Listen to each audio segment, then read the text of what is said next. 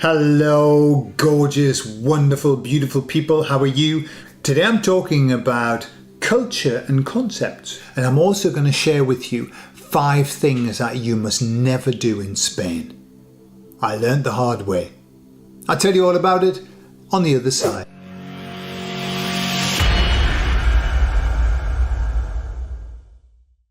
So I've had the pleasure of living in various cultures. I've lived in a Mexican culture, the Moroccan culture, the British culture, and also the Spanish culture. And I'm talking about living there for a period of time and understanding it, not just going on holiday. And what I've discovered is that culture is very much a concept, like we were talking about. You know, it's kind of like an idea that you have. It's filled with social norms, what you should do, what you shouldn't do, what's allowed, what isn't allowed, what's looked on as good and what's looked on as very bad. Let me tell you what happened the other day, just to put this in some sort of perspective. So my wife's Spanish. When she was young, her parents made her go to Mass and also to be confirmed in the Catholic Church. Now, my wife is not interested in the Catholic Church. She's got tons of faith and she's not interested in religion, which I'm sure many of you can resonate with.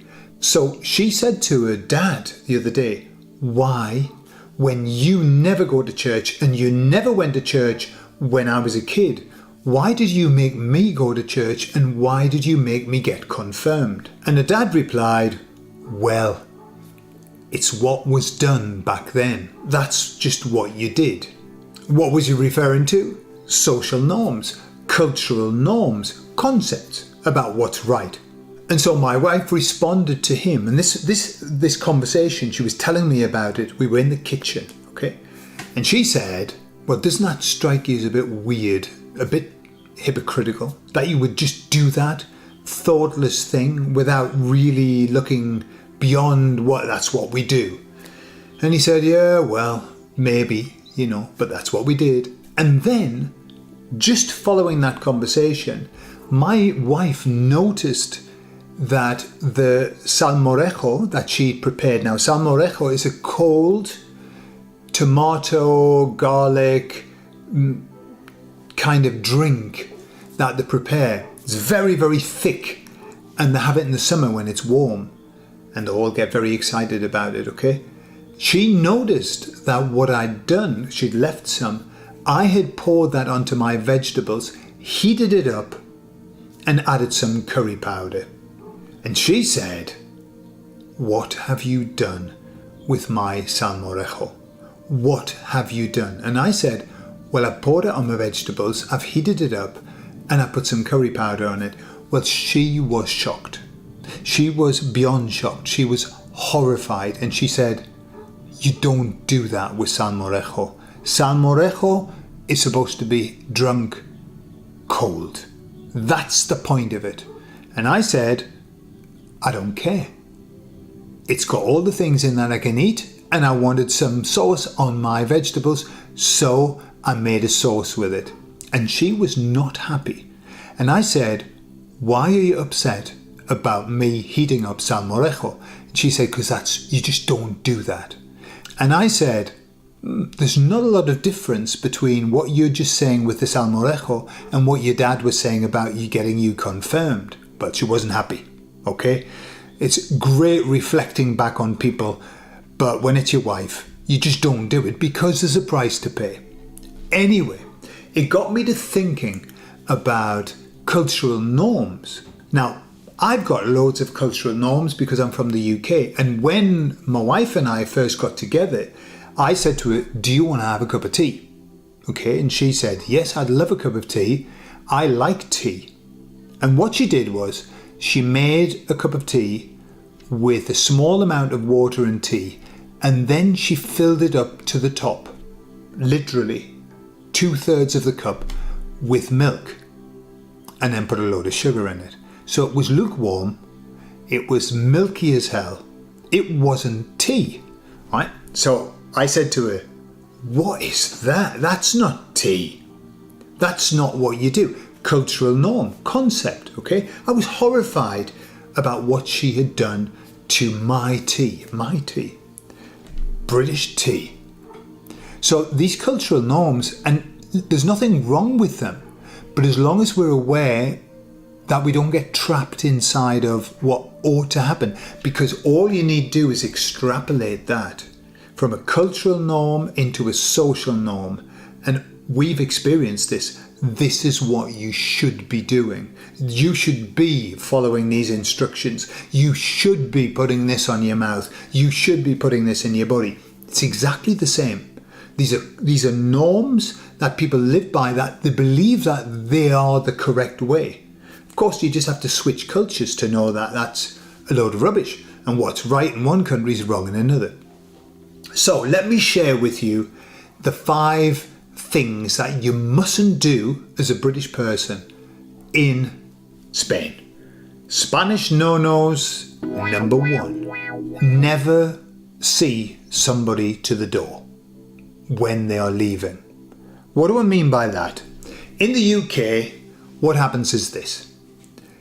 Somebody's at your house, they've had a cup of tea, bit of a biscuit, tea and stickies in the afternoon, and then they say to you these words, well, I'll have to be going. Okay? Now in the UK, what happens when somebody says, I have to be going, is that they go. We understand that, and therefore we'll go and get the coats. There you are, thank you, it's been lovely seeing you. Will you come back again? That'd be smashing. See you then, bye. Okay? And all of that interaction happens within a couple of minutes. I've got to be going. Hey, no worries, it's been lovely seeing you. There's your coat. Here's your hat. What's your hurry? In Spain, if you do that, you will be remembered as the rudest person ever. Ever. My mother-in-law, that happened to her once here in Spain 40 years ago, and she still talks about it. She still talks about it. Why? Because the culture here is this. When somebody, Spanish, says to you, I'll have to be going, it means nothing. It means that at some point in the future, coming up, probably within half an hour or an hour, they've got to be going. That's it. That's what it means. Now, you see, as a British person, at the beginning, somebody would say, I have to be going. And that would put me on red alert. Somebody needs to go. Because if somebody in the UK said, I've got to be going, and then you do nothing, you just keep sitting there, they're going to get really frustrated. It would be rude. In Spain, quite the opposite. So what I've learned is that when somebody says, I have to be going, I do nothing. I just sit. Right, now inside the little British man, the concept goes, they want to go, they want to go, they want to go. But my head's going, just sit there, Gordon. Just sit there, be calm. Be calm. They don't really want to go. Okay? They may say, I've got to be going 3 or 4 times. But generally what happens is this. It takes them between half an hour and an hour to actually go. You've got to be prepared for it.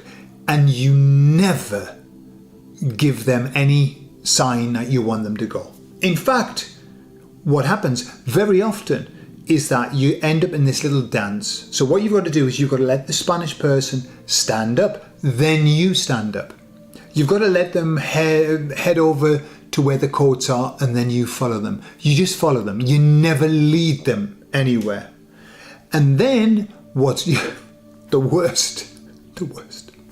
Listen, my concepts, the worst is when they get to the door, often a new conversation topic is brought up by them, and then you spend another 15, 20 minutes at the door talking to them. I have known conversations to be longer at the door than they were in the house. This is not my culture, but I've had to learn. I never ever lead somebody out of the house. I joke about it every now and again. Somebody will say, I've got to go, and I'll say, is that a Spanish going or is that a British going? And they'll say, it's a Spanish going, so then I just relax. No. Number 2. In Spain, if you are a Brit, never ever hand out hot cups of anything. Hot cups of coffee, hot cups of tea. Never. And what I mean by handing them out, in the style that we have grown accustomed to drinking tea. You see, what happens is this. We boil a kettle, we pour the tea out, we put a splash of milk if you like a bit of milk. And then what we do is this, with our cup. We have our cup and we touch it with just our fingers because it's very hot, okay? And then what we do is this, we have a technique, it's called the sipping volcanic hot water. And we suck air across the top of the water like this. So we're taking a tiny little bit, but before it hits our mouth, we have already cooled it by the process of evaporation. Evaporation causes cooling, for those who remember the physics. We've cooled that tea. So when it enters our mouth, it isn't at 95 degrees. We've brought it down. You've got to be careful, okay? But with the correct sipping technique, you can drink boiling water. Of course you can. The difficulty is that Spanish people don't have that technique. They've never had that technique. They don't understand how to drink hot drinks. So anybody who orders a drink in Spain never expects it to be hot. It's not hot. Hence the fact that when Brits come to Spain, one of the biggest complaints is, I just wish I could get a hot cup of coffee. Because you're not going to, unless you say, I want it like volcanic lava. Right? For that means that's so exaggerated for them, that means it's got to be hot. Okay? So what happens is a Spanish person gulps. They don't sip it. They gulp it. Well, if you give them a hot cup of tea, they are going to gulp that. And then generally, and this has happened to me more than once, then they will spit it out. Of course, it's a natural reflex. They don't do it on purpose. They will spit out the tea. They will also have a burnt mouth and they will be devastated. They don't have the capacity. And so you must either tell them, if you give them a cup of tea or coffee, say, that is extremely hot, do not drink it until it cools down, okay? Because they don't know. They just assume that it's, they even have what's called del tiempo, okay? Un café del tiempo. What is it? It's a coffee that is at the same temperature as the room, as the weather, okay? Even in the summer, that's still lukewarm for us. And as the expression goes in the Bible, because you are neither hot nor cold, but because you are lukewarm, I'm going to vomit you out of my mouth. Well, that's what we would do. Somebody gives us a lukewarm cup of tea, we would vomit it out. The Spanish vomit out the hot one. Okay? It's just a cultural thing. No-no number 3 in Spain. And it's not really a no-no, it's just a don't even go there. Don't try and keep doors closed in Spain. Spanish people have this penchant for opening doors and leaving them wide open. It doesn't matter if it's the winter, if it's the summer. Let me explain. In the winter, right, in the northeast of England, you closed all of the doors. Why? Because it was bloody freezing, okay? And we would shout, close the bloody door, put the wood in the hole. It's just a standard thing. That's what we do. We close doors. I have that concept of, if it's cold, it's probably better that we close a door. And that way, the draft isn't coming in and blowing my wig off. Spanish people don't see that. They like a bit of air. In fact, if I were being honest, living in Spain, and I live in Madrid where there are very cold winters and very hot summers, I spend my entire winter fucking freezing.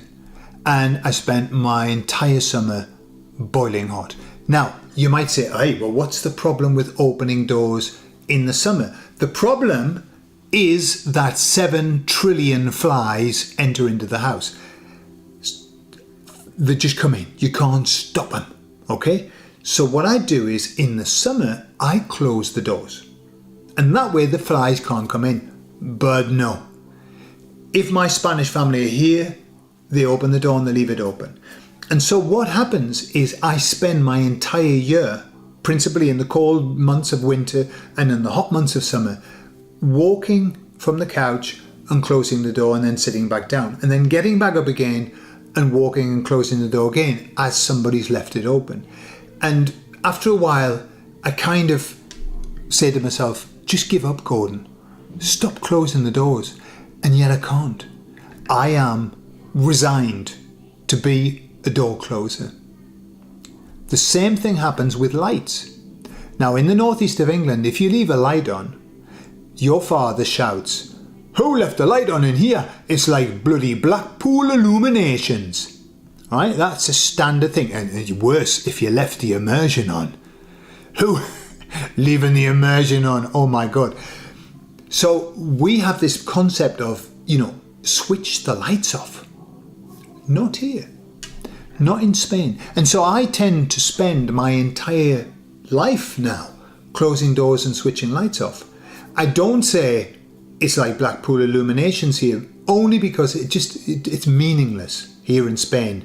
Nobody's been to Blackpool. They've only been to London. And so, it's not worth saying. But in my mind, I can hear my dad saying, bloody lights like Blackpool, bloody illuminations. Who do you think I am, Rockefeller? Difficult. It's difficult living here. No, number 4 in Spain.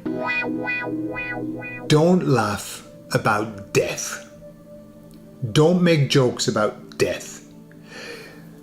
British people, we have a tendency to laugh at death. It isn't that we think death's funny, Well, I mean, sometimes we do. Sometimes we do, let's be honest. But, death's serious. But what we do is we overcome that upset about death by making a joke about it. Here in Spain, never do they joke about death. And so when I joke about death, then what I get, the response I get, and still from my wife, and she knows about British culture, she still can't laugh. And if she does laugh, she laughs nervously. Like, I'm laughing, but I know I shouldn't be laughing because it's terrible. Okay? I remember there's a classic joke about the woman who's talking to a friend, and she says, "Hey, Betty, how are you?" She goes, "Oh, I'm not very well. Oh, I'm terrible, in fact." "Why? What happened?" She said, "Well, my husband died on Sunday. He just collapsed." And she goes, "Never in the world. Well, what happened?" She said, "Well, I sent him down the garden to pick some sprouts for the Sunday dinner. And all of the bending and standing up, well, it hurt his heart. He had a heart attack and he dropped down dead." And a friend said, "Well, Betty, that's terrible. And what did you do?" And Betty said, "Well, I just had to open a tin of peas." Okay, now that is a funny joke in the UK. That's a funny joke. Ha ha. Yeah, husband died, but it's not, the most important thing was what we're going to have for lunch. And so we would laugh at that. When I tell that joke, and I do on purpose, I tell that joke here in Spain, only so I can see the reaction, which the reaction that you get in Spain when you tell a joke like that is, that's what the reaction is. It's not a joke. That's not a joke. What? That's awful. And they always say, that's awful. So you can never joke about death. Let me tell you what happened the other day. We were doing a podcast, a video cast for my other channel, and I was talking about a man who was a Jehovah's Witness with me. He was an elder in the Jehovah's Witness congregation.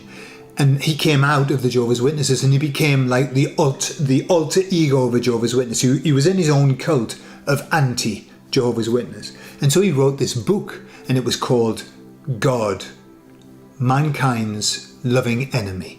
Right? Good title. Catches the attention.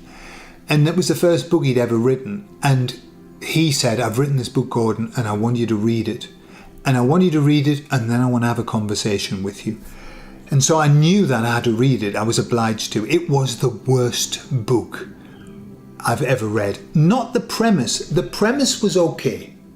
But what he did was he repeated the premise over and over and over again. So he said the same thing like 50 times. And not only that, his grammar, his punctuation, and the structure of his sentences was so bad that it was nearly making me weep as I was reading it. And so anyway, I had to read it, and it was hard. But then we had a conversation, And he said, Gordon, in the conversation, he said, Gordon, you're never going to believe it, but I'm going to write another book. Jesus, Mankind's Loving Enemy. And I want you to read that too. And I was very, very upset that I was going to have to read another one of his books. And he died. Then he died. And so he didn't get to write the second book. So I was telling this story to my wife and to the audience. And I said, so, you know, every cloud has a silver lining, right? Meaning, because he died, I didn't have to read his next book. So that was a blessing. And that, you see, in the UK, we're allowed to make jokes like that. We're allowed, that's funny. It's okay. He died, we can't do anything about it, but we can laugh about it, you know. Well, my wife was laughing, but very nervously. And she said, I'm only laughing because I'm nervous. It's not because it's funny, right? But for a Brit, I think that's quite funny. You know, well, you know. So, if you're in Spain and you've got a Spanish friend, don't make jokes about death. They will not find it funny. They won't. And I'll leave it, and this is going to be a long video, but let me just finish with something that happened. That, for me, was the funniest thing ever that had to do with death here in Spain. So my son and his girlfriend came over for a week's holiday. During that time, his girlfriend's birthday happened, okay? So we got all the Spanish family over and we prepared a cake. And obviously the thing is, you light the candles and we all walk in and we're all singing Cumpleaños feliz, okay? So everybody was there. My in-laws, Cynthia, the sister, everything. And we had the cake. And Charlotte, this is what she's called, Charlotte was there. What we didn't notice was that she was in the process of taking a phone call as we had lit the candles, as we were coming in. So she was on the phone. We came in singing all together, Cumpleaños feliz. My son was looking at me going like this, right? So we got halfway through the song and Charlotte turned and she was streaming with tears, and the song kind of just faded to like stumbled to a close, the song. And Daniel said, her granddad's just died, okay? Well, being English, although it was very sad, the moment was just like something out of a Ricky Gervais series moment. It was hilarious. And I went to the loo and laughed. I didn't laugh with my family because I knew they would be deeply upset if I did. I mean, they would think I was an extremely bad person. I would go down a lot of levels in their estimation. So I laughed in the toilet. Then I came out and they're all going, oh, this is terrible, this is terrible. I couldn't get the image of us all standing there with a cake, with the candles, you know, cumpleaños. And then 20 minutes later, Charlotte came up with Daniel and they were both laughing, and she said, wasn't that a hilarious moment? It was, you know, I'm really upset, but that was just so funny. Well, you can imagine my family, they were horrified. She just lost her grandfather and she was laughing about what happened. That's the humour that we have in the UK. We can see the funny side of disaster. The Spanish can't. When it's death, no. Do not make a joke. No, number 5 in Spain. This is the most important one. Above all, do not, never criticise Spanish food to Spanish people. Why? There's an expression. A Spanish person says, you know, the French think that they have the best cuisine in the world. We know that we have the best cuisine in the world. Spanish people know that their food is the best in the world. Right. You could have your opinion. That's not important. It's not important. You could think, well, you know, Spanish food, it's got no gravy. Where's the gravy?